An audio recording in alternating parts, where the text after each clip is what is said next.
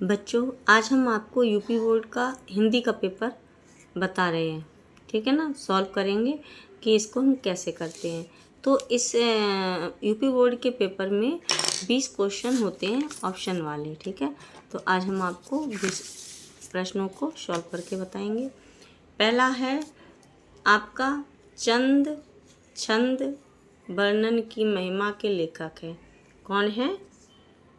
गंग कवि हैं। इसमें ऑप्शन दिए हैं लल्लू लाल, पंडित दौलत राम, छदन मिश्र, परंतु इसके हैं गंग कवि हैं। दूसरा इसमें आता है निम्नलिखित में से छायावादी गद्यकार हैं।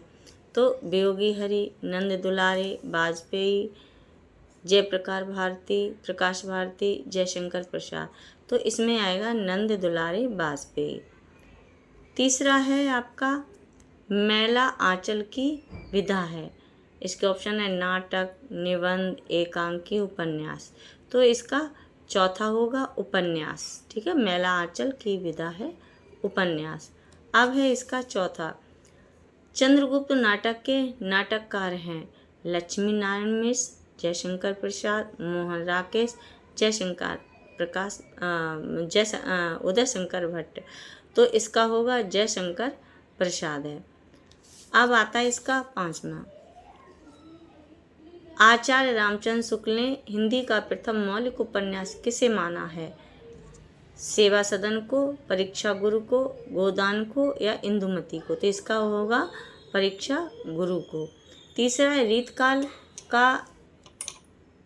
रीतकाल का एक नाम नहीं है इसमें, अलंकृत काल, श्रृंगार काल, कलाकाल और सुधार काल।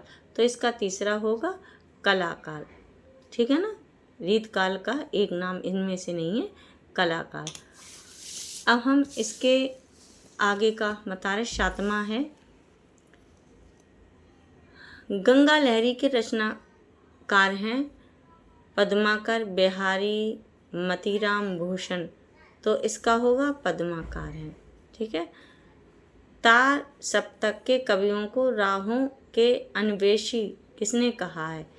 प्रभाकर माचवे ने, नेमीचंद जैन ने, अज्ञे ने, रामविलास शर्मा ने।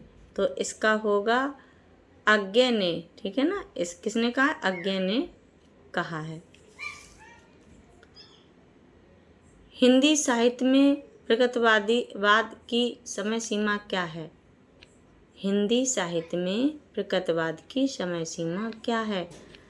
1900 से लेके 1950, 1918 से लेके 1920, 1943 से लेकर 1951, 1936 से लेकर 1943।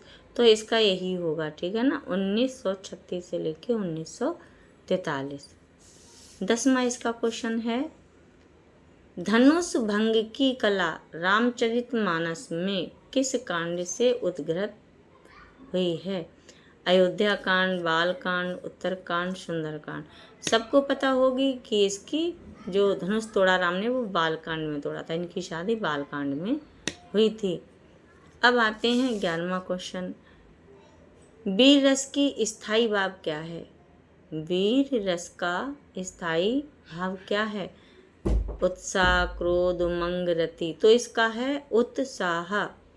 अब है 12वां, दोहा छंद के प्रथम एवं तृतीय चरण में कितनी मात्राएं होती हैं? 11-11, 13-13, 16-16 या 14-14। तो इसमें होती हैं भाई 13-13 मात्राएं होती हैं। और 13वां है, पीपर पात सरिस मन डोला में अलंकार है। कौन सा अलंकार इसमें? रूपक, उत्प्रेक्षा, अनुप्रास या उपमा। तो इसमें होगा उपमा अलंकार, ठीक है ना। इसमें कौन सा होगा? उपमा अलंकार होगा। ये हमारे 13 क्वेश्चन हो गए। अब हम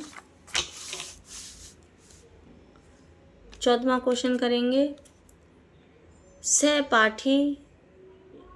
सहपाठी शब्द में उपसर्ग है। तो इसमें सा, सहपा, सह, सहप। तो इसमें होगा सह धन पाठी, सह पाठी होगा। राम कृष्ण में समास है, ये दोनों कैसे हैं? बराबर हैं, है ना। राम भी नाम है और कृष्ण भी है, तो इसमें होगा द्वंद्व समास, ठीक है ना। द्वंद्व समास होगा इसमें। वैसे दिग्गु कर्मधार बहुव्रीहि है, ना दिग्गु समास है, ना कर्मधार है, ना बहुव्रीहि है, द्वंद्व समास है इसमें। राम कृष्ण, राम और कृष्ण। चैत का तत्सम रूप है चित्त, चैत्र, चित्र, चेष्टा, तो चैत्र होगा इसका, ठीक है। चैत्र का हुआ है चैत्र। 17वां है, इनमें से कौन सा शब्द सर्वनाम है? तुम, कानपुर, राम, सेब। कानपुर शहर का नाम है, ठीक है। राम भी नाम है, सेब, सेब भी जातिवाचक में। तुम आपका आता है सर्वनाम में, इसलिए ये तुम सर्वनाम है। 18वां,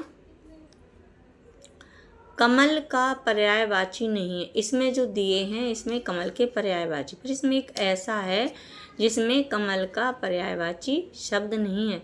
जलज कमल का है, नीरज गलब का, सलिल ये नहीं है। बारिश भी कमल का पर्यायवाची, सलिल कमल का पर्यायवाची शब्द नहीं है। 19वां है, वाक्य के कितने तत्व होते हैं?